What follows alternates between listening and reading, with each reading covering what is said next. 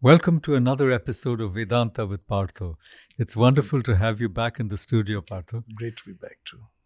You know, last time we had a very interesting conversation and we touched on your own journey in both our earlier conversations. Yeah. So maybe that'll be a good jumping off point. Do you think that you began as a sort of Vedantin with your experience in the Himalayas, your encounter with a guru? Then you came down to the plains and you joined the Sri Aurobindo ashram. You started teaching in Mirambika. In fact, you headed Mirambika. You were the principal. Yeah. And can one say that from Vedanta you went to integral yoga? And now I see you after a gap of several years, again going very deep back into Vedanta. Would that be a fair characterization of your journey? I don't think I came out of Vedanta ever. For me, integral yoga was an application of Vedanta. So it wasn't that I had to step out of Vedanta to get into integral yoga and then I got back. It was always Vedanta all through. Because the reason I ask is often they make yoga and Vedanta Yeah. into antinomies. Yes. They say Or at Vedanta least separate detaches you from the categories. world, Yeah. and yoga teaches you to engage with the world better. I've heard that. No, I do not accept that. These are easy generalizations. What about the whole charge that the Vedantins are Mayavadins?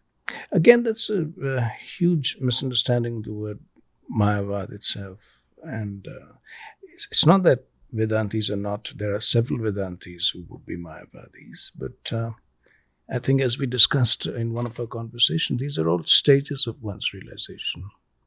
So there's a certain stage you go through where you do feel that the world is an illusion, that just nothing is real. And you feel it concretely.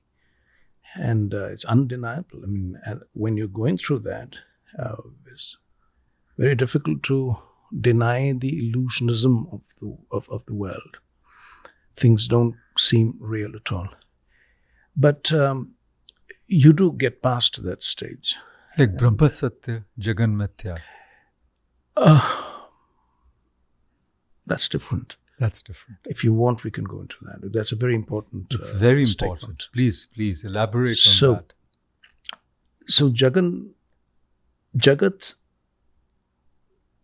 does not exist independently. It is a formation of Brahma. So if you see Jagat without seeing Brahma, if you see Jagat as an independent existence, then it's mithya. And mithya is not false, as you would know. It's that which appears to be true, but is not true. That which appears to be there, but it's not, like a mirage.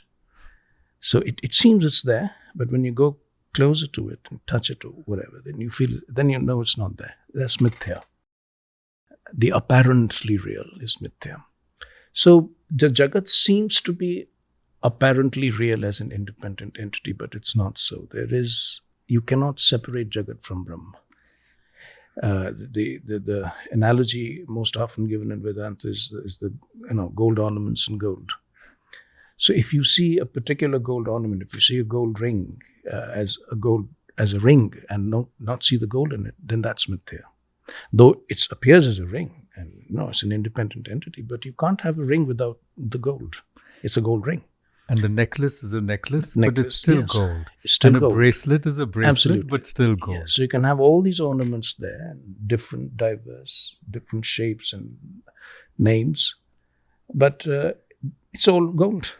What is common is their goldness. Yes. Goldness, and it's made out of gold. The substance is gold. It's the a whole formation universe of gold. is like that. It's a formation of gold. Would you say The whole Nama, universe, Rupa, yes. it's informed by Brahman. So in the Vedanta, Upanishadic Vedanta, the fundamental statement of the reality of this universe is that the universe is a formation of Brahma.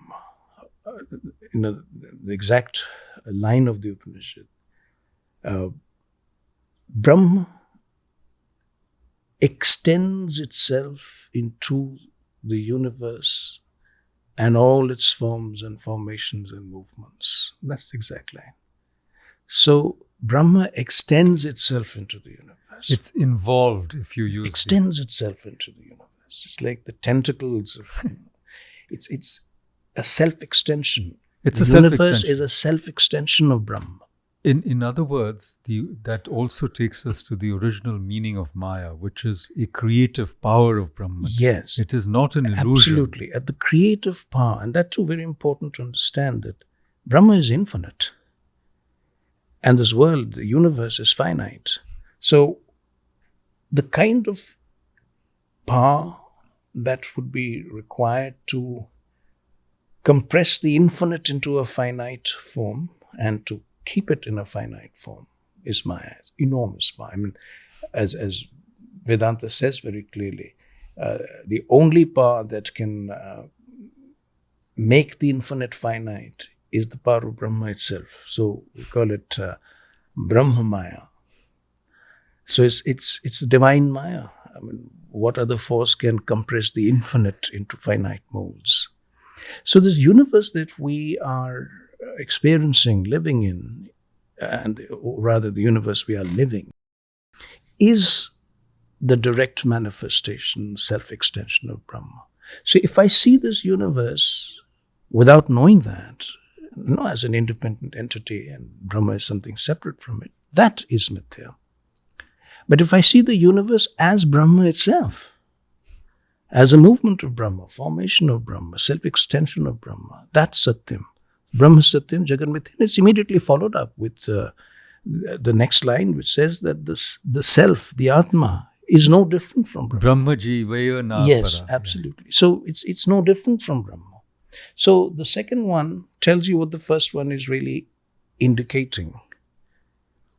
And as you very rightly pointed out, from here grows this whole understanding, or I should perhaps say misunderstanding of Mayavad, that, therefore the universe is an illusion. It's not so.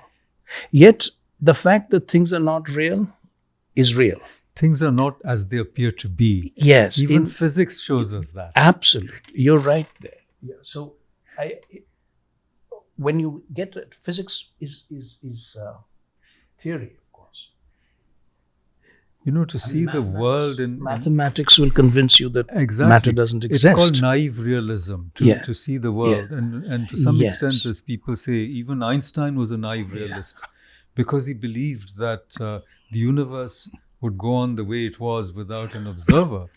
And it was Tagore with whom he had these conversations. And Tagore said the universe would not be the same without us, without an observer. Without an observer. So to come back to this, I often tell my friends who advocate the Mayavad, or at least attribute it to Shankara, that if Shankara were a Mayavadin, he wouldn't have established the 4 mattas in the 4 corners of India. He wouldn't have entered into Why would disputations. he bother to do that? Why would he bother? Exactly. So this brings us to the, really important question, which we addressed even earlier with integral yoga, which is how to live in the world. What can Vedanta teach us about how to live in the world? Because you remember Swami Vivekananda, one of his most famous lectures was on practical Vedanta. Because if Vedanta is not practical, I think, people themselves will be turned away from it, isn't it? Yes. So, what is this Vedanta? The Mahavakya of Vedanta is that everything is one. Everything is undifferentiated reality. The underlying substance of reality is undifferentiated oneness. So I see Advaita in terms of undifferentiated oneness. This undifferentiated oneness differentiates itself into the many. But even when it has differentiated itself as the many, it still remains an undifferentiated oneness, just like the gold and the ornaments. That is the primary Mahavakya of the Vedanta. Now, to live Vedanta actually begins with that. So your question probably would be that how can you live that if you haven't realized that? So there begins the great journey of what's called Vichar Yoga or Gyan Yoga, which is what? What is Vichar Yoga or Gyan Yoga? It's using the thought of the mind to penetrate into the appearances of the universe, to get to a background reality, to get to the bedrock, as it were. So one has to keep penetrating till one hits the bedrock. You can't penetrate any further. So, and here physics helps a lot. I think the one tool through which Vedanta can be mentally grasped is physics. So I am seeing in the studio 1, 2, 3, 4, 5 forms. There are 5 forms here. Vedanta says there is only one. So how do I explain that? I see 5. So then I have to get into the nature of seeing itself. What is perception? So I start with that question. This is the Vedantic process. What is perception? Now, to understand perception, one has to understand the phenomenon of light and reflection. And one has to know that this whole thing is happening in a one single narrow band of the electromagnetic spectrum. And there are several other such bands where you will see different forms. I mean, I won't see a human body sitting here. No. So the thing is, what I'm seeing is apparently real, mithya. That is why the Vedantis say this whole universe is mithya. They don't mean it's false, they mean it's apparently real. And this is what quantum physics is telling you. That what you see is not real. You have to get behind the visible. You have to open in yourself, develop in yourself the subtle vision, the sukshma drishti, which can penetrate immediately. It's almost as if the quantum world will become real to you out there. Not through mathematics, but you'll actually see the quantum realities at one end and cosmic realities at another end, and you will also see that the two ends are actually one single thing. So when you use that, now you won't come to it straight away, of course. It takes many years to come to this perception, but thought will lead you to that perception. You'll have to keep inquiring, is this it? Is this it? Why am I seeing this way? What is light? What is this play of light? What is reflection? What is the human body made up of? And the moment you start going into that, you'll find the human body is made up of smaller and smaller particles. So what are these smaller particles made up of? Are they real then? Final, no. If you get to that level, then they too are not real. Molecules are made up of atoms are made up of subatomic particles, so on and so forth, till you reach the quantum zoo. And then you catch hold of a quantum particle, and there you find that even that is not the final particle. And before you know it, you've moved in out of matter altogether. So there comes an understanding out of that. And out of that understanding, there comes an imagination and a visualization. You are looking at bodies, but here your mind knows that it's only apparent reality. It's because I'm at a certain band of visible light in the spectrum, and I'm vibrating at a certain frequency, and these frequencies can be changed. So if I were to observe this very studio from an atomic level, what would I see? I wouldn't see you sitting there, or any of them, or myself either. I would actually perceive vast emptinesses, and it would be like seeing space itself. Astronomical distances in which you see these little buzzing lights and a lot of empty space, and because I'm now the size of an atom here in this space, watching everything. So at an atomic size, at an atomic scale, I'm seeing an atomic universe. So where goes the form? Where goes the differentiations?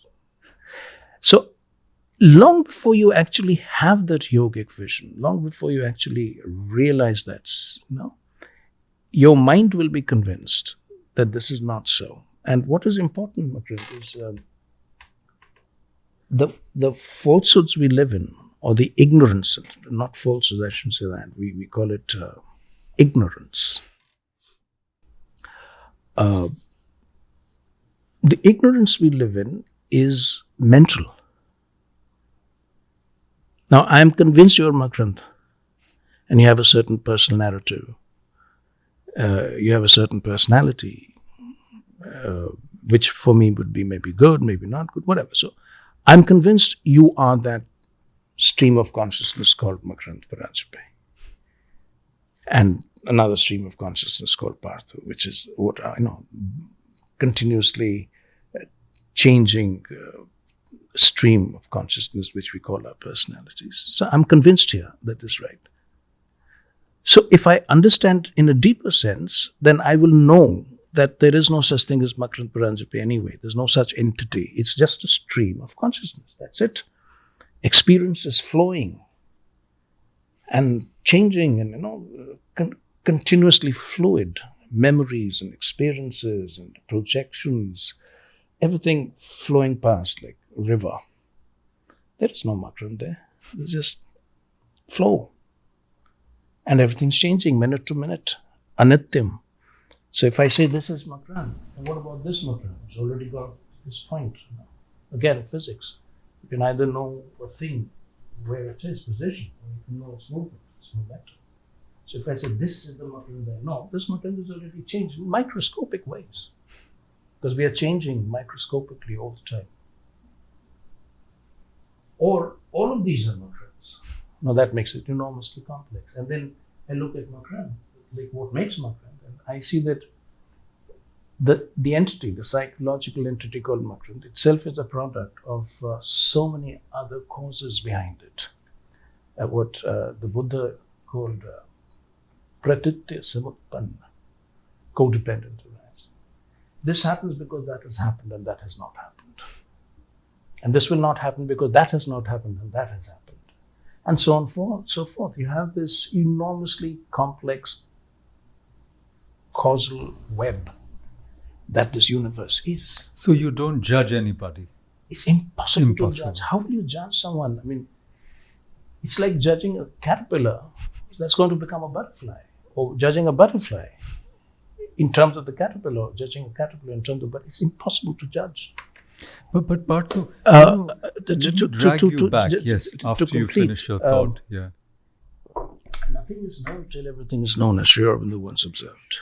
See, this is where, one of the paradoxes or conundrums of Vedanta, as you yourself said, is we start at the end point. We start at the end point. We already know we are Brahman, let's say. We know there is no separation between us.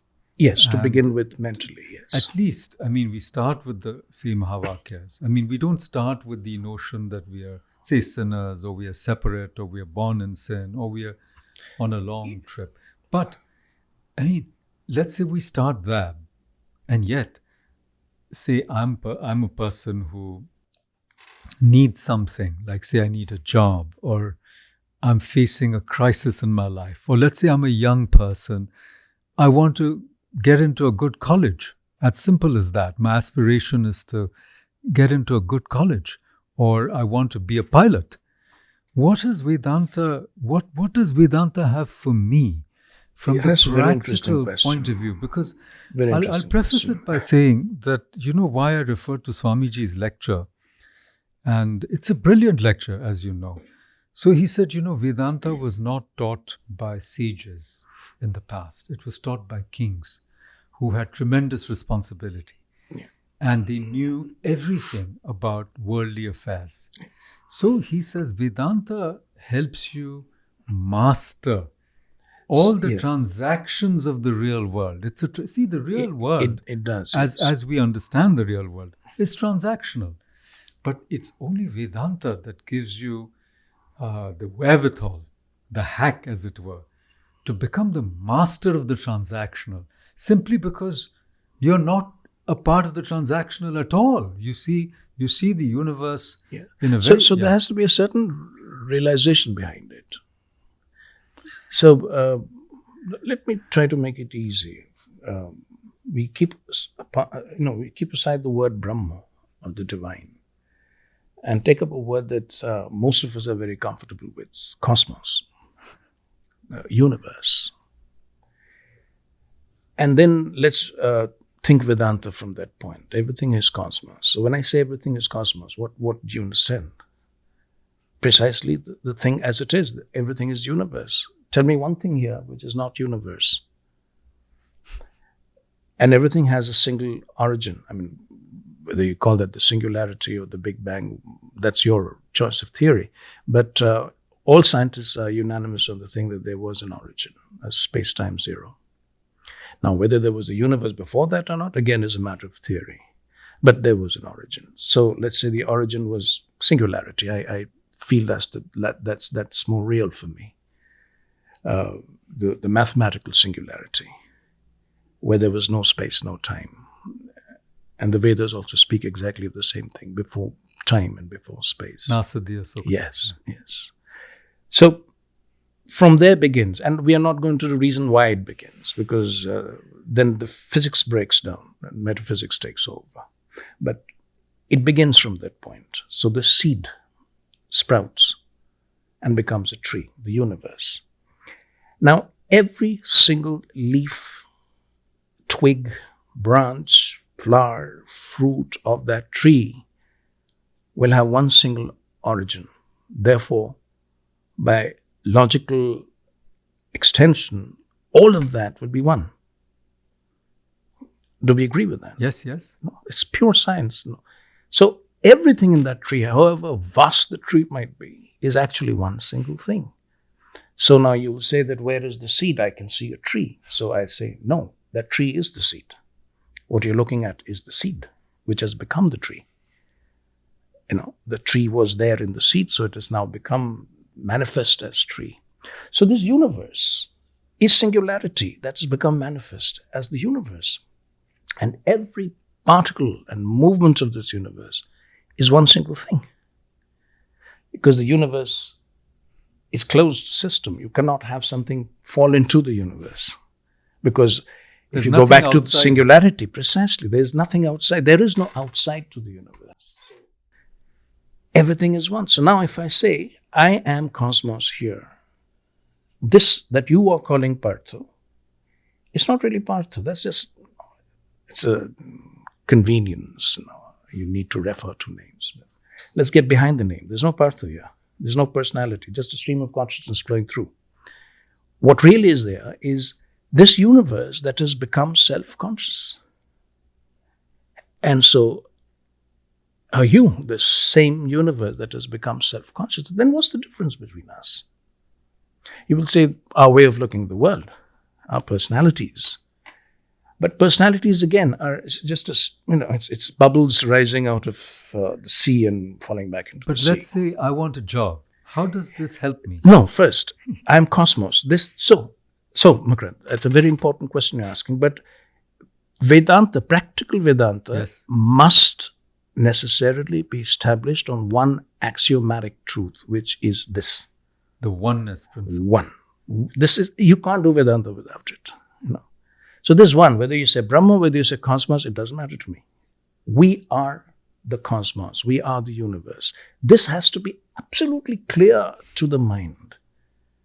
You can go through any physics, any science, any biology. You go through any science, it will bring you to that one obvious conclusion that there's only one thing here, which is the universe. This is, if you see a fish, it's the swimming universe, crawling universe, flying universe, talking universe, thinking universe, flowing universe. Flowing universe. It's a universe. What else is there? Everything that you see is the universe that has taken so many shapes. Every movement is universe.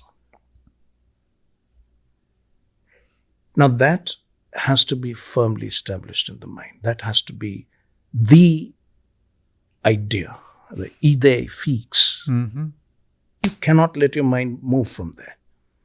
If you do, you'll fall back into ignorance and illusion. That is illusion.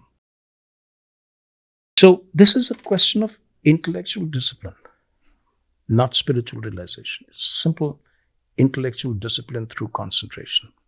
You concentrate on this idea and this idea alone. You do not let any other idea arise in the mind. And hold it. I mean, we were taught when we were learning Vedanta from our gurus, 21 days, we were told. Hold this idea, one single idea for 21 days. If you fall from that, you allow some other idea to come in. Oh, he's being rude to me. So I've allowed the idea of duality to come in. He is another person who's gone now rude to me, another person. The play of duality and ego. So I've fallen from that idea, so I have to start again. It may be I might get this on the 18th day. So go back to day 0. Start again.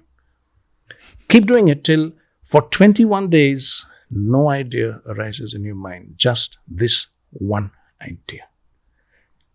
That's the concentration needed. That's the mental discipline. That we call it tapasya of the mind. So your mind has to be completely concentrated on that one single thing.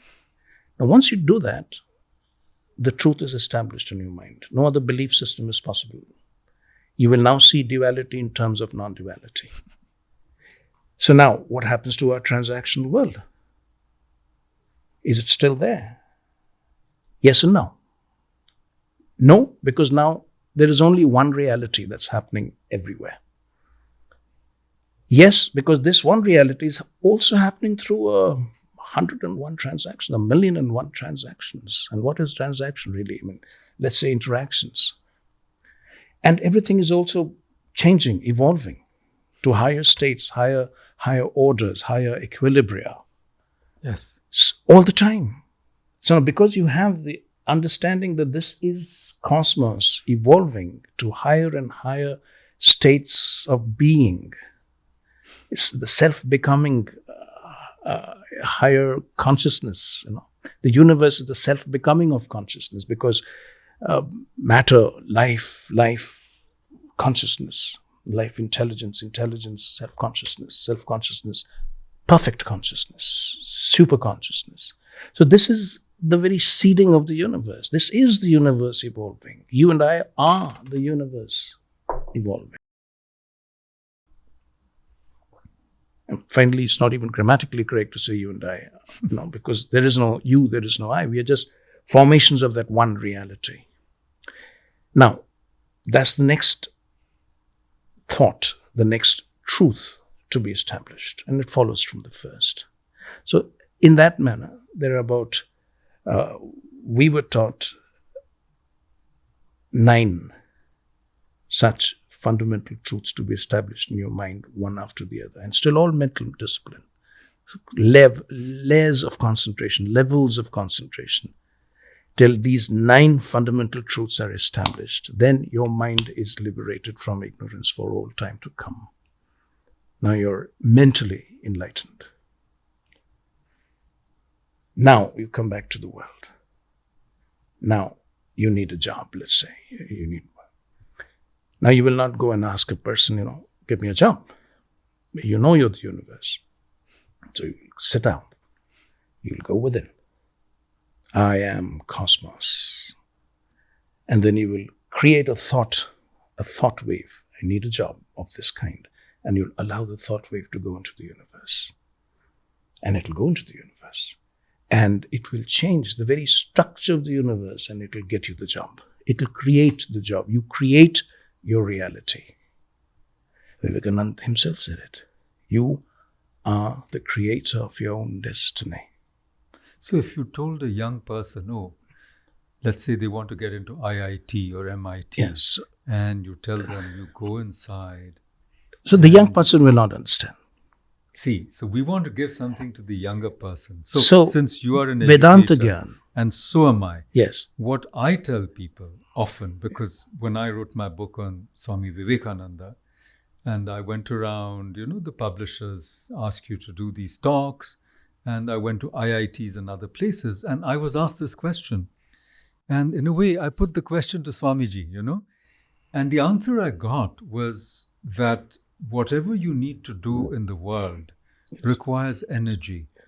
It's only you convert your energy into real things. And you need concentration, because when the energy is scattered, you can't accomplish anything. So Absolutely. Vedanta teaches you concentration. So Vivekananda was once asked, what should be the national agenda of education? What should be the agenda of national education? He said, 3 things. He literally did that. 3 things. 1, concentration. 2, concentration. 3, concentration. Once you have that, you have mastered the universe. Exactly. So this is the point, because when I talk to the younger people, they said, we have to learn math, we have to learn physics to get the IIT entrance so exam. You see, the whole thing is exactly the paradigm is different. I know, but it's actually I'm only endorsing what you're saying in a slightly different meaning, in a different way, which is that I do need to go within, because if I don't know what I want, let's say, I'm confused. One part of me says, I want to join the bureaucracy. Another part of me says, I want to do management. Then I won't accomplish anything. Once I'm focused, once I'm concentrated, so I completely agree. So it's because we are always putting the cart before the horse. Yes. We have to turn it around. The horse has to lead the cart. Now, what is that? We have to have a Vedantic education if we have to make Vedanta practical in life. Otherwise, it's not possible. I mean, what will that poor fellow do if you're telling him that we are all the universe? He'll just look at you blank. I mean, hello. I mean, he might be a student of physics. He might be knowing theoretically that, yes, we are the universe. We cannot be anything else. But when you tell him or her in that way that, we are all same cosmic stuff, he won't understand. She won't understand. But Vedantic education first and foremost. But even then, let's say in JNU where I taught, students would sometimes come and ask me, "Sir, we are not finding this book. We are not finding that book." And I would tell them my own example, which is that if you want a book badly enough, it comes to you. It comes to you. Because you want it so badly. You either get a, photocopy of it, you download it from the internet, sometimes, breaking the copyright rule. A friend gives it to you. You find someone in the US with access to a really good library. They download it, they photocopy it, they scan the pages. So what I tell them is, like you're saying, that you must want it so badly. That last conversation you said, you won't be able to sleep without it. Yes. And that creates your intention, or that concentration, that creates an energy field. And it brings to you, the convergence takes place on its own, almost by a miraculous means. Yes. And I will give you another anecdote. I came across this, yogi who, he came to the US at the time of the hippies. And then I was tracing his journey.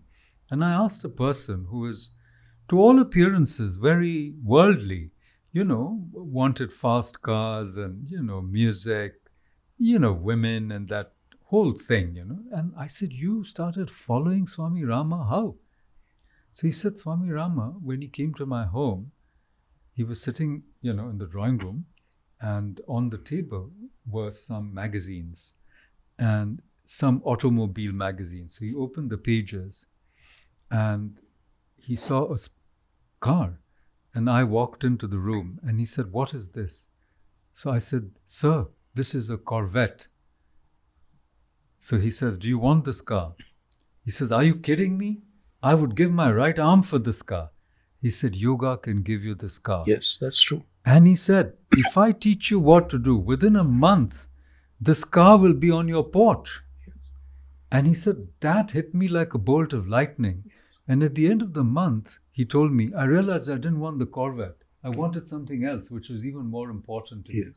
So I think that what you're also saying is that we and the universe are one. We're an energy field. We are the universe. We are not helpless. What you're saying, Vedanta helps us to understand that we are not helpless and weak and alone. Yes. And so again, Vivekananda, all strength is within you. You are the creator of your own destiny. So when we say have faith, we always place our faith external, outside of ourselves. Vedanta says have faith in yourself. You are the final word. You're the beginning, the middle, and the end. So where will that faith come from if not through education? And education of a completely different kind. Vedantic education has not been done yet on Explored earth. fully, correct. It's not been done anywhere on earth. But would you say, Partho? But here that- you don't teach physics in Yes, Vedantic. in the You'll same say way, that yeah. all knowledge is in the universe. It's how should I say this? It's interwoven in the very fabric of the universe. All you have to do is concentrate enough to draw it out. All knowledge you can draw. That's what yogis do. Yes. You Even- draw even- knowledge that you need. You're sitting here, you need this knowledge, you draw it, the knowledge is there, you do what you have to do, and then it's done. The knowledge recedes, goes back to its source. Would you say, Partho, again, not to make it abstract, I'm trying to, would you say that you yourself have lived like this? You're a living example of this. Living example of several of the things, not all of it. But quite, I mean, so I don't want to say so am I, but it has been our consistent experience, you know, as educators or as people who have lived this world, and we are sincere. We are not just saying that, oh, this is some sort of metaphysical wool. No. The truth is that our own lives, the most important thing is So happen. yes, that has to be demonstrated. Like I do that with my students. I used to when I was working with children. Your Corvette demonstration, I used to do that very frequently. I said, you really want that? I mean, not a car, of course. Children Yeah. don't want cars. No, they want books. They Yeah, want so toys, they want other things. They want So I toys. said that one way is to do it the way the rest of the world does. Tell your the other way parents, is to do badger it. them. Yeah. So I said, which one do you want? No. You tell us the other way, the magic way. And I would teach them that concentration of your whole being around one idea.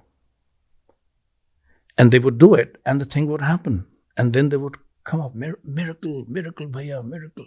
This is not a miracle. This is real life. This is how it happens. This is what human beings are capable of once you start believing in yourself as something larger and deeper and vaster than you are. See, our problem is we believe we are petty, therefore we remain petty. Belief, mind. If we change it here, and you don't even need a spiritual realization for that, just change your belief here. Shraddha that we spoke of. And you believe that you're cosmic, you're Virat Purusha. You are Ishvara. So you believe that with all your Conviction, passion, energy, consciousness. You put your being into it, that I am that. Okay, I don't know it yet, but I will. I will put the force of my will behind it. I will bend the universe if need be, but I will come to that truth. Why? Because that is the truth. Those I believe in have told me that's the truth. There are one or two people whose word is the word of God. They have said so. Therefore, I believe it. None can stop me from that. So once you, and this is training again. This is yogic training in Vedanta. It's that you bend your whole being, you bend the universe around that, and you concentrate on that. Don't let go till it begins to happen. And then everything flows from there. So that is the education we want. And I don't think we can give this education to the children unless we have a few teachers who are Vedantis. I don't see too many of them. I mean, it's very difficult. we have, the Vedanti has to become the teacher. Yes. I mean, who's going to demonstrate all this then? So, Partho, let me also ask you a related question. Once you develop this power, let's say the intensity of concentration, the intensity of intention, shouldn't also that be accompanied by some purification? Because otherwise, yes, absolutely. we see a lot of powerful people absolutely. who just want the wrong things. They want to dominate others. Yes. And they have charisma. But there's good news to this. That you're calling these powers. These are inherent possibilities of the in human. each one of us, right? Each of us. It's a human possibility, inherent human possibility, which none of these possibilities will develop in you unless there is purification. It's taken care of by the universe. Try as hard as you might, you will not develop those powers. No, but the Titan does, the Asura does, the Rakshasa Then does. not these. They not, arrest boons. yes. And then See, they attain siddhis. concentration. They have siddhis. So what happens? They attain concentration of a certain kind, and that's what the siddhis are. All siddhis finally are siddhis of concentration. So they develop concentration. Fine, they do that. But Vedanta never teaches it that. Vedanta does not actually care a damn for concentration and siddhis. To true Vedanta is interested in only one thing: realize what you are. Correct. Because all true, all strength, all power, everything is in the self. So the Vedanti, and here I'm talking about Vedanta only.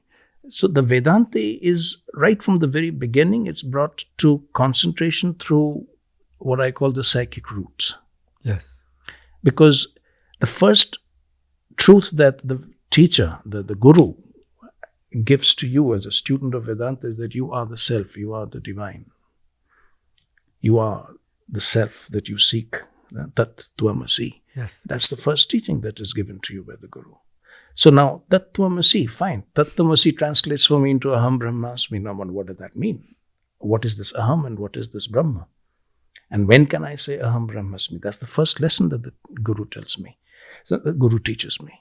So what I then see is that I need a certain shuddhi, purification, even to say Aham Brahmasmi, even to articulate the statement Aham Brahmasmi. In Vedanta, we are not allowed to articulate the Mahavakya. Still, we have the adhikara to do so. And the adhikaras are given by the guru. It is only after a very profound purification of the mind and the will, of the mind, the heart, and the will. These shuddhis you have to go through these shuddhis. And then the shuddhi itself will begin to show you who you are. You see, nothing else needs to be done. It's not that you have purified yourself, now you will come to the yoga. No, that purification itself will show you. Because it's like cleaning something. Of course. You keep cleaning, and then the thing that is inside begins to shine through. The mirror shows you your true face. So you keep cleansing yourself, purifying yourself, and the truth will begin to shine out of you. No one will need to tell you anything. So one fine day you will know Aham Brahmasmi. I mean, it was the simplest possible thing. I always was, I always will be. And then you become quiet. No Vedanti I know of has ever gone around saying Aham Brahmasmi. None. Because it's a statement that cannot be made. Because if you realized you're Brahma, who will you tell this to? To those who have not realized? No, there's no other. A, there is no other. B, who you want to... See, if you realize yourself Brahma, obviously there is no other. And if there is, if you have to say it, that means you haven't attained it. Of because course. Who's going to even understand? So it's a statement that cannot, Aham Brahmasmi is a statement that cannot be made. Correct. And yet when Anhal Haq made it, he was put on the... That would be I don't know about Anhal Haq. Since trance states sometimes, Also, it does happen. Because some traditions don't allow it. That was what I was trying to say. And in a We trance are state open to it. perhaps. But, let's come back to this whole point of desire, to leave it behind.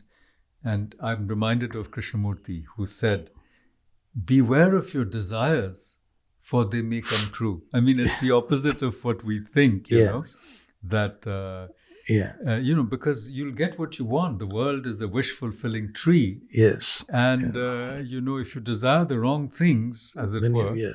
So I remember what Shaw said. There are only two tragedies in life. One is not getting your heart's desire. The other is getting it. So Vedanta shows you eventually through purification what is worth desiring. Yes. So in Vedanta, there is only one process, Shuddhi, purification. What is, and it's a very, if you understand, if you grasp that there is only one process, which is the process of purification, Shuddhikaran. So what is the Ashuddhi then? What is this impurity? In Vedanta, there is only one impurity, thought. And false identification. Thought. Yeah. Remove thought, everything else goes with it. What identification once you can't think anymore? Correct. If thought is gone, identity is gone. Everything is gone. The other is gone. Because the other is held in thought. But then you're not a manav anymore, in the sense that you're not... Yes, then you're in a different state. You're in a different dimension right. It's altogether. Beautifully expressed. You're not Manav anymore because you've started your journey towards the Ati Manav. the supraman.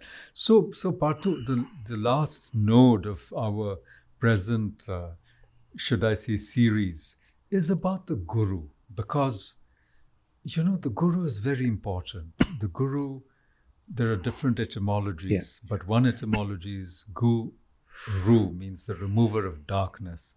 Another etymology is about weight, heaviness, garima. So the guru is somebody who's well established in the truth, in reality. And the winds of chance or the winds and vicissitudes of fate do not shake the guru from self-realization. Now, in the modern world, we are very suspicious of gurus, as people, we are told, may mislead us, and there are cults and so forth. So how important is the guru in the process of self-realization and Vedanta? The guru is important in the sense that without the guru, you may well end up in a fantasy land, and all kinds of delusions. Because a process, a path that begins with Tat Tvamasi can so easily lead to delusion. So you need a guru to guide you, gentle course correction, guidance. Guru is very important. I would say indispensable. But yes, in Vedanta, we believe that the guru comes to you. You don't go to the guru. You cannot go to the guru. You don't even know who the guru is. So you have to leave yourself open, and the guru comes to you. As your light begins to shine, the guru knows it, sees it. The guru can even see the light that is still held in bud. It's still a potential. It's not yet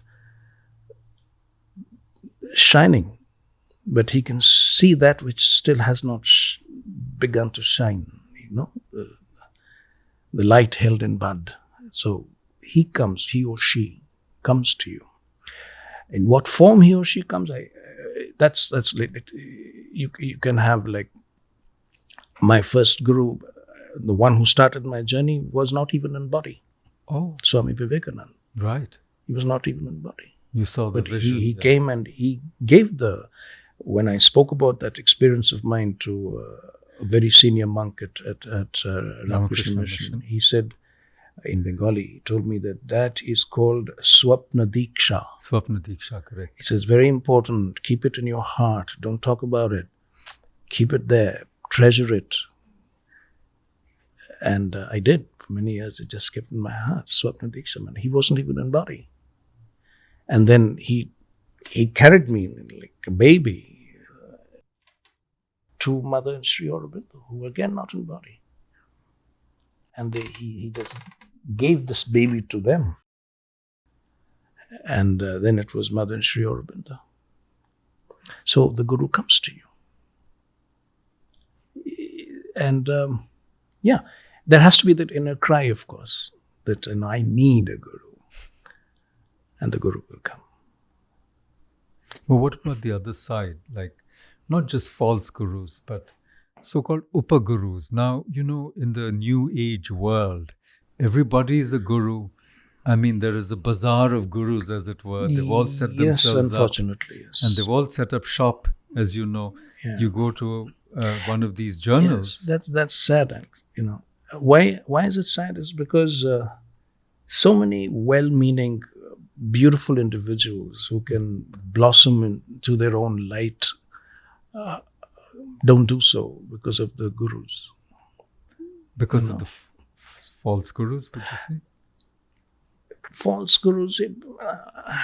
Who are we? Yeah, to say. Yeah, I mean. But here's the other side to it, which is that, I was again talking to a monk of the Ramakrishna order. And he said, when I joined the order, I wanted to meditate. I wanted to realize myself. And I found myself busy night and day. I was assigned a particular department and it was very strenuous. So again, we're coming back to practical Vedanta as a way to round off. The most effective answer to this question about the guru is it comes from Sri Aurobindo and the Mother.